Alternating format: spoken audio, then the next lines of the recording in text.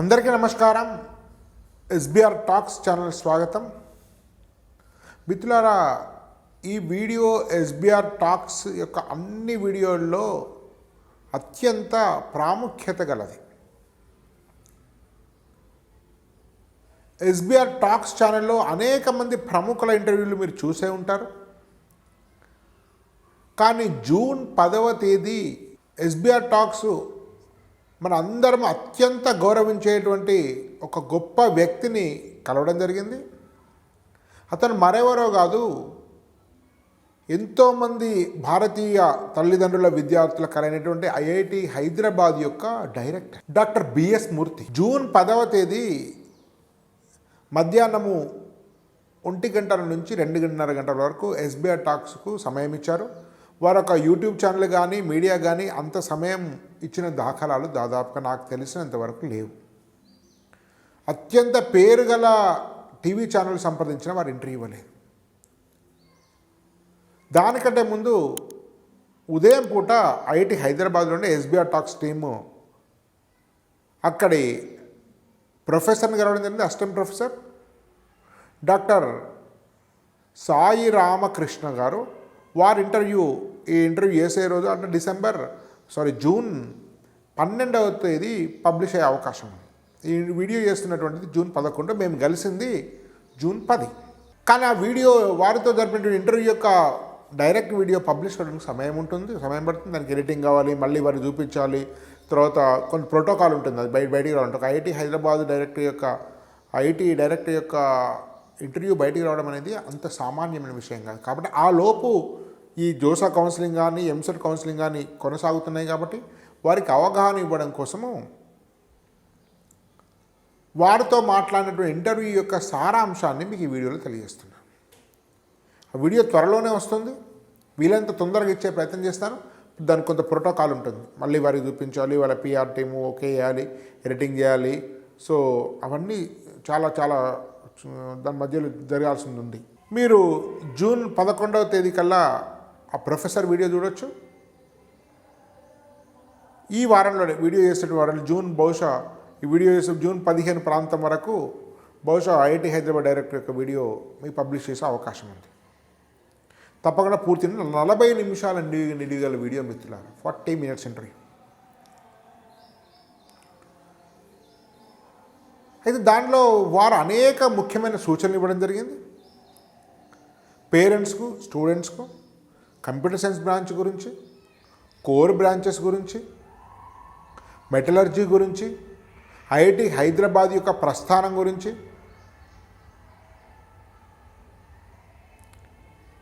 So అనేక ముఖ్య అంశాల గురించి వాళ్ళు మాట్లాడడం జరిగింది. వారితో మాట్లాడినటువంటి ముఖ్యాంశాలని నేను క్లుప్తంగా సారాంశం రూపంలో ఇప్పుడు తెలియజేస్తున్నాను. వారితో మాట్లాడేటువంటి అంశాల కంటే ముందు వారి గురించి క్లుప్తంగా పరిచయం చేస్తాను. వారి పేరు డాక్టర్ బి శ్రీనివాసమూర్తి గారు, డాక్టర్ బిఎస్ మూర్తి. దాదాపు 5 సంవత్సరాల నుంచి వారు ఐఐటి హైదరాబాద్ డైరెక్టర్గా ఉన్నారు. వారు అత్యంత సామాన్యమైనటువంటి ఒక ప్రభుత్వ పాలిటెక్నిక్లో మెటలర్జికల్ ఇంజనీరింగ్ చదివాడు. పాలిటెక్నిక్ డిప్లొమా నుంచి ఈ స్థాయికి ఎదిగాడు. 2007లో 17 సంవత్సరాల క్రితమే శాంతి స్వరూప్ భట్నాగర్ అవార్డు పొందారంటే అర్థం చేసుకోండి. శాంతి స్వరూప్ భట్నాగర్ అంటే సైన్స్ అండ్ టెక్నాలజీ రంగంలో అదే హయ్యెస్ట్ అవార్డు, అంతకు మించింది లేదు. ఇక సైన్స్ అండ్ టెక్నాలజీలో హయ్యెస్ట్ అవార్డు అదే. సో కాబట్టి శాంతి స్వరూప్ భట్నాగర్ అవార్డు పొందిన వ్యక్తి వాళ్ళు పాలిటెక్ చదివిన తర్వాత ఎన్ఐటి నాగ్పూర్లో బీటెక్ చేస్తారు, metallurgical engineering. Indian institute of సైన్స్లో పిహెచ్డీ చేస్తారు. అనేక పేటెంట్స్ ఉన్నాయి, అనేక పేపర్స్ పబ్లిష్ చేశారు. భారతదేశం మొత్తంలో అతి గొప్ప మెటలర్జికల్ సైంటిస్ట్ అని చెప్తారు. బహుశా ప్రపంచంలోనే గొప్ప మెటలర్జికల్ సైంటిస్టులు ఒకరని చెప్తుంటారు. అయితే వారితో ప్రధానంగా వారు చెప్పినటువంటి సందేశం ఏంటంటే విద్యార్థులకు, స్టూడెంట్స్కి ఇంటర్వ్యూ ద్వారా, సో ఐఐటీలు చాలా అద్భుతంగా ఎదుగుతున్నటువంటి సంస్థలు, ఎలాంటి అనుమానం లేదు. వారు చెప్పిన విషయాల యొక్క సారాంశం చెప్తాను. నా అభిప్రాయం ఇక్కడి నుంచి నేను చెప్పేటివన్నీ కూడా నా అభిప్రాయం కాదు, ఐఐటి డైరెక్టర్ బిఎస్ మూర్తి గారి అభిప్రాయాలు నేను చెప్తున్నాను. సో ఇవన్నీ వారి మాటల్లో, ఇన్వర్టెడ్ కామర్స్లో. ఐఐటీలు అత్యంత వేగంగా ఎదుగుతున్నాయి భారతదేశంలో. ఐఐటి హైదరాబాద్ మరింత గొప్పగా ఎదుగుతుంది. ఐఐటి హైదరాబాద్లో 40% మాత్రమే బీటెక్లు, 60% ఎంటెక్స్ కానీ రీసెర్చ్ ఫెలోస్ అని చెప్పి విషయం తెలియజేసి ఆశ్చర్యపడుతున్నాను. ప్రపంచంలో ఎంఐటి, స్టాన్ఫర్డ్ లాంటి వాటిలో లేని ఎక్విప్మెంట్స్ కూడా ఐఐటి హైదరాబాద్ ఉన్నాయని చెప్పారు వారు. ముఖ్యంగా మెటలర్జికల్ డిపార్ట్మెంట్ గురించి కూడా, మెటలర్జికల్ డిపార్ట్మెంట్లో ఎంతమంది ఉన్నారో ఎన్ని జాబ్స్ ప్రొడ్యూస్ కాబోతున్నాయో అంతమంది మాత్రమే ఇంజనీరింగ్ 1:1 కాంపిటీషన్ ఉందని చెప్పారు మెటలర్జికల్. వారు స్వయంగా మెటలర్జికల్ ఇంజనీరింగ్, మరొక మెటలర్జికల్ ఇంజనీరింగ్ ప్రొఫెసర్ గురించి మాట్లాడడం జరిగింది. సో భారతదేశంలో అత్యంత అరుదైనటువంటి అవకాశాలు, అత్యంత అరుదైనటువంటి రంగాల్లో ఉద్యోగాలు మెటలర్జికల్ ఇంజనీరింగ్లో ఉన్నాయని చెప్పారు. డిఫెన్స్లో కానీ, ఇస్రోలో కానీ, స్టీల్ ప్లాంట్లో కానీ, పబ్లిక్ సెక్టర్ యూనిట్స్లో కానీ, ప్రైవేట్ రంగంలో కానీ దానిలో ఉంటాయి. మెటలర్జికల్ ఇంజనీరింగ్ ఇంజనీరు దాదాపు ఫీల్డ్లోకి వెళ్ళాడు, మైన్స్లోకి వెళ్ళాడు, రేర్గా వెళ్తుంటాడు, కానీ చేసేది అంతా ఏసీ రూమ్లో కూర్చొని కంట్రోల్ చేస్తుంటాడు. కాబట్టి మెటలర్జికల్ ఇంజనీరింగ్కు పెద్దగా ఫిజికల్ కష్టం, ఎప్పుడో అరుదైన సందర్భాలు తప్ప ఫీల్డ్ మీకు వెళ్ళాల్సిన అవసరం ఉండదు. ఆ సిస్టమ్ కంట్రోల్ చేస్తారు కాబట్టి అమ్మాయిలైనా అబ్బాయిలైనా కూడా హాయిగా మెటలర్జికల్ ఇంజనీరింగ్ చేసుకోవచ్చిన విషయాన్ని తెలియజేశారు. అదిగాక వారు కంప్యూటర్స్ ఇంజనీరింగ్ అనేటువంటి బ్రాంచ్ యొక్క ప్రాధాన్యత తెలియజేస్తారు. ఆ ఇంజనీరింగ్ ఇండియా మొత్తంలో ఐఐటి హైదరాబాద్లో మాత్రమే ఉంది. అది చాలా అద్భుతమైనటువంటిది, అనేక రంగాల కోర్సెస్ గురించి ఉన్నాయి. కాబట్టి ఇది కొత్త కోర్సు, చాలా బాగుంటుంది, స్టూడెంట్స్ని తీసుకోవాల్సిందిగా రిక్వెస్ట్ చేశారు, సూచించారు. వారు రిక్వెస్ట్ చేయడం ఏముంటుంది కానీ సూచనలు ఇచ్చారు. ఐసీ డిజైన్ అనే కోర్స్ వచ్చింది ఐఐటి హైదరాబాద్లో, దాని గురించి ప్రత్యేకంగా తెలియజేశారు. అది రానున్న మైక్రో ప్రాసెసర్లు కానీ, చిప్ డిజైనింగ్లో కానీ రానున్న కాలంలో అది మీకు చాలా అనేక కొత్త ఉద్యోగాలు సృష్టిస్తుందని చెప్పారు. దాదాపు 85,000 కోట్ల రూపాయలు గవర్నమెంట్ మైక్రో ప్రాసెసర్ల మీద ఇన్వెస్ట్ చేసింది. కాబట్టి అనేక రకాల ఉద్యోగాలు ఈ విఎల్ఎస్ఐ కానీ, ఐసీ డిజైన్లో కానీ కొత్త ఉద్యోగాలు వస్తాయని చెప్పి దాని గురించి చెప్పడం జరిగింది. భారత ప్రభుత్వము, నరేంద్ర మోడీ గత ప్రభుత్వము తీసుకున్నటువంటి నిర్ణయాలను వాళ్ళు కొనియాడడం జరిగింది. రానున్న రంగంలో, ఎలక్ట్రానిక్స్ రంగంలో, చిప్ డిజైన్ రంగంలో అద్భుతమైన ఉద్యోగాలు ఉంటాయి. కాబట్టి ఎలక్ట్రానిక్స్, ఎలక్ట్రికల్ సంబంధించిన వాటికి కూడా అద్భుతమైన ఫ్యూచర్ ఉంటుందని తెలియడం జరిగింది. వారు కేవలం కంప్యూటర్ సైన్స్ మీదనే వెళ్ళాలా, కోర్ మీదకి వెళ్ళాలనేటువంటి ప్రశ్నకు నేను అడిగిన దానికి సమాధానంగా వారు చెప్పిన విషయం ఏంటంటే, అంటే కంప్యూటర్ సైన్స్ వెళ్ళొచ్చు, అది డెవలప్ అవుతుంది. అదేవిధంగా కోర్లో కూడా కంప్యూటర్ సైన్స్ అవసరం పడుతుంది. కోర్ సబ్జెక్ట్స్కి వెళ్ళినా కూడా కంప్యూటర్ సైన్స్కి షిఫ్ట్ కావచ్చు, లేదా కోర్కి కూడా కంప్యూటర్ సైన్స్ అవసరం పడుతుంది. కాబట్టి కోర్ తీసుకున్నా కూడా మీకు అద్భుతమైన ఉద్యోగాలు వస్తుందని చెప్పారు. వారు ఉదాహరణ ఏం చెప్పారంటే, ప్రపంచంలోనే బ్యాచిలర్స్ డిగ్రీలో artificial intelligence, BTech artificial intelligence ప్రవేశపెట్టినటువంటి మొట్టమొదటి ఇన్స్టిట్యూషన్ ఐఐటి హైదరాబాద్ అని చెప్పారు. అనేక సంవత్సరాల కిందనే ఐఐటి హైదరాబాద్ గత 10-12 ఏళ్ల క్రితమే ఉంది. ప్రపంచంలో హార్వర్డ్, స్టాన్ఫర్డ్, ఎంఐటి లాంటి వాటిలో కూడా బ్యాచిలర్స్ డిగ్రీలో ఆర్టిఫిషియల్ ఇంటెలిజెన్స్ లేనప్పుడే హైదరాబాద్ ప్రవేశించడం జరిగింది. హైదరాబాద్ కోర్సును మొదలుపెట్టడం జరిగింది. ప్రస్తుతం ఐఐటి హైదరాబాద్లో ఆర్టిఫిషియల్ ఇంటెలిజెన్స్ల సంబంధించిన ప్రొఫెసర్లలో కొందరు ప్రొఫెసర్స్ బీటెక్ మెటలర్జికల్ ఇంజనీరింగ్ చదివారట. అంటే మెటలర్జికల్ ఇంజనీరింగ్ చదివినా, మెకానికల్ చదివినా, సివిల్ ఇంజనీరింగ్ చదివినా కూడా మీరు మాస్టర్స్, పిహెచ్డీ కల్లా మీరు ఆర్టిఫిషియల్ ఇంటెలిజెన్స్, మిషన్ లెర్నింగ్ ఇవన్నీ కూడా నేర్చుకోవచ్చు అనేది వారు స్వయంగా తెలియడం జరిగింది.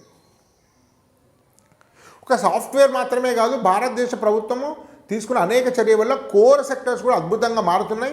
ఒకప్పుడు సివిల్ అంటే సివిలే, కెమికల్ అంటే మెకానికల్ వీటన్నిటి కూడా సాఫ్ట్వేర్ అనుబంధంగా ఉంటున్నాయి. వాళ్ళు కూడా మైనర్ ఇంజనీరింగ్ అనేక ఇన్స్టిట్యూషన్లో పెట్టారట. అంటే మీరు సివిల్ చదివినా కూడా మళ్ళీ మీరు మైనర్ సబ్జెక్ట్గా ఆర్టిఫిషియల్ ఇంటెలిజెన్స్ చదవచ్చు, మిషన్ లెర్నింగ్ చదవచ్చు, సైబర్ సెక్యూరిటీ చదవచ్చు, లేకుంటే డేటా సైన్స్ చదవచ్చు. ఇట్లా అన్ని రకాలు చదివితే హైదరాబాద్ ఐఐటిలో కోర్ చదివిన వాళ్ళకు కూడా మైనర్గా ఆర్టిఫిషియల్ ఇంటెలిజెన్స్ ఇవన్నీ కూడా ఉన్నాయట. సో సివిల్ అంటే సివిలే కాదు, మీరు ఎలక్ట్రిక్స్ తీసుకోవచ్చు, మైనర్లో కూడా కంప్యూటర్ సైన్స్ చదవచ్చు. మెటలర్జీ అంటే మెటలర్జీ ఇంజనీరింగ్ కాదు, అవి కూడా చదవచ్చు. వారు ఏం చెప్పారంటే, మీరు బీటెక్ 4 years చదవడం కన్నా రీసెర్చ్ మీరు చేయడం చాలా అవసరం ఉంది. భారతదేశం విశ్వగురువుగా, థర్డ్ బెస్ట్ ఎకానమీ కావాలి, మేడ్ ఇన్ ఇండియా లాంటి వస్తువులు, భారతదేశంలో తయారైనటువంటి పరికరాలు అమెరికాలో అమ్ముడు పోవాలి. సో భారతదేశం అటువంటి అభివృద్ధి చెందాలంటే అది మ్యానుఫ్యాక్చరింగ్ సెక్టర్ అభివృద్ధి చెందాలి. మ్యానుఫ్యాక్చరింగ్ సెక్టర్ అభివృద్ధి కావాలంటే కోర్ ఇండస్ట్రీ డెవలప్ కావాల్సిన అవసరం ఉంది. కోర్ ఇండస్ట్రీ డెవలప్ కాకుండా భారతదేశం అభివృద్ధి చెందిన దేశంగా మారడం అసాధ్యం అని చెప్పి కోర్ సెక్టర్స్ యొక్క ప్రాధాన్యత నొక్కి వక్కానించారు. అంటే సివిల్ కానీ, మెకానికల్ కానీ, కెమికల్ కానీ, మెటలర్జీ. ముఖ్యంగా వారు స్వయంగా మెటలర్జికల్ సైంటిస్ట్ కాబట్టి మెటలర్జీలో ఉండేటువంటి అద్భుత అవకాశాలు రానున్న వాటి గురించి మరీ తెలియజేశారు. నిజానికి వారితో అపాయింట్మెంట్ రావడం కోసం ప్రధానమైనటువంటి కారణము Mahatma Gandhi institute of technology MGIT యొక్క మెటలర్జికల్ డిపార్ట్మెంట్ వారి యొక్క సహకారం వల్లనే మాకు సాకారమైంది. ఉదాహరణకు ఒక MGIT ప్రొఫెసర్ ఇంటర్వ్యూ ఇచ్చారు. అంటే ఉదాహరణకు IIT హైదరాబాద్ ఉన్నటువంటి డాక్టర్ సాయి రామకృష్ణ గారు అసిస్టెంట్ ప్రొఫెసర్, వారి బ్యాచ్లో 59 మంది ఉన్నారట MGITలో మెటల్ తీసుకుని. 59 మందికి ఉద్యోగాలు వచ్చి 59 మంది అత్యున్నత స్థితిలో సెటిల్ అయ్యారట. ఎందుకు మెటలర్జీ గురించి ప్రత్యేకంగా మరీ చెప్పాల్సి వస్తుంది అంటే, మొత్తం దేశంలో కేవలం 2500 మంది మాత్రమే మెటలర్జికల్ ఇంజనీర్స్ ప్రస్తుతం ఎవ్రీ ఇయర్ వస్తున్నారట. 10 లక్షల మంది సుమారుగా మీకు ఇంజనీర్లు వస్తే 2500 మంది మాత్రం మెటలర్జికల్ చూస్తే 2500 మంది కంటే ఎక్కువ ఉద్యోగాలు ప్రొడ్యూస్ అవుతున్నట్టు దేశంలో ఏటా. కానీ ప్రతి ఒక్కరికి ఉద్యోగం వస్తుంది. కాబట్టి మెటలర్జీ ఉదాహరణ స్వయంగా నా యొక్క వ్యక్తిగత అనుభవంలో JNTU కాకినాడ యూనివర్సిటీలో మెకానికల్ ఇంజనీరింగ్ కంటే మెటలర్జీ ఇంజనీరింగ్ యొక్క ప్లేస్మెంట్స్ ఎక్కువ ఉన్నాయి. కాబట్టి కోర్ ఇండస్ట్రీని కూడా నెగ్లెక్ట్ చేయకూడదని చెప్పి వారు చెప్పినటువంటి విషయం. సో IIT హైదరాబాదు అత్యంత వేగంగా అభివృద్ధి చెందినటువంటి IIT. నిధులు కూడా ఇండస్ట్రీ నుంచి కానీ మిగతా వాటి నుంచి కానీ నిధులు. సో ఇంత ఈ మధ్య జరిగిన ఒక ప్రాజెక్ట్ 80 కోట్లు గవర్నమెంట్ ఆఫ్ ఇండియా గ్రాంట్ చేస్తే 60 కోట్లు గవర్నమెంట్ ఆఫ్ ఇండియా 20 కోట్లు ఇండస్ట్రీ నుంచి జనరేట్ చేయాలంటే అది తక్కువ కాలంలో 20 కోట్లు బయట నుంచి ఇండస్ట్రీ నుంచి జనరేట్ చేసుకున్నారు. IIT హైదరాబాద్ యొక్క భవన నిర్మాణం కూడా అసాధారణంగా ఉంటుంది. మీరు కొన్ని విజువల్స్ చూడొచ్చు, మొత్తం విజువల్స్ లేవు.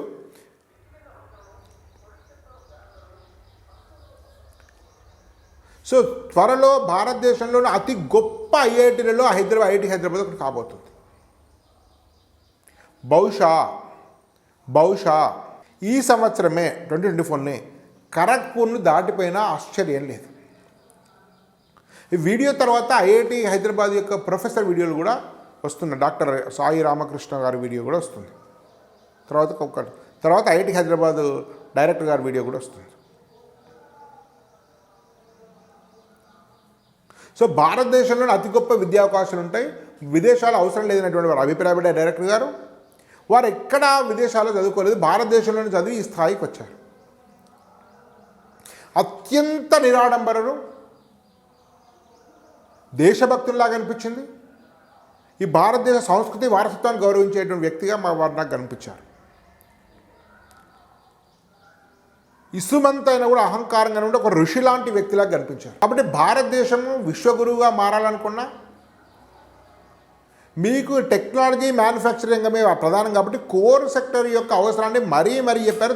అందులో మెటలర్జీ గురించి చెప్పారనే విషయాన్ని మరొకసారి తెలియజేస్తున్నాను. హైదరాబాద్ మెటలర్జీ గురించి చదువుతూ కూడా ఆర్టిఫిషియల్ ఇంటెలిజెన్స్ నేర్చుకునే కోర్సెస్ ఉన్నాయి IIT హైదరాబాద్లో. వారు ఏ బ్రాంచ్ కూడా తక్కువ చేయలేదు. కానీ ప్రత్యేకించి వారు మెటలర్జికల్ ఇంజనీర్ కాబట్టి దానికి తక్కువ సప్లై, ఎక్కువ డిమాండ్ ఉంది. కాబట్టి ఆ జాబ్స్ ఈజీగా వస్తాయి, ప్యాకేజెస్ కూడా మంచిగా ఉంటాయి.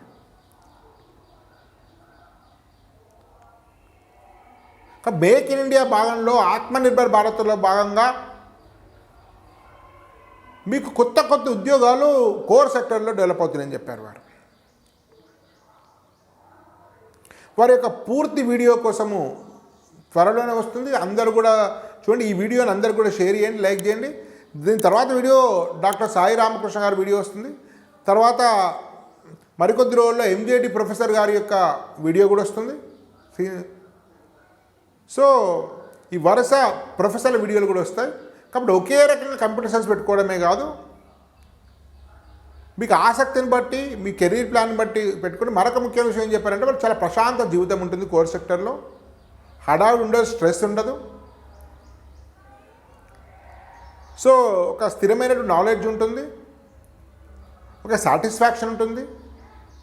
కాబట్టి కోర్ ఇండస్ట్రీ, కోర్ సబ్జెక్ట్స్ను పెట్టుకోండి. ప్రత్యేకించి మెటలర్జికల్ ఇంజనీరింగ్ విషయాన్ని తెలియజేశారు. ఈ వీడియోను మీ మిత్రులందరూ షేర్ చేయండి. SBI టాక్ ఛానల్ గురించి తెలియజేయండి. ధన్యవాద్. భారత్ మాతా కీ జై.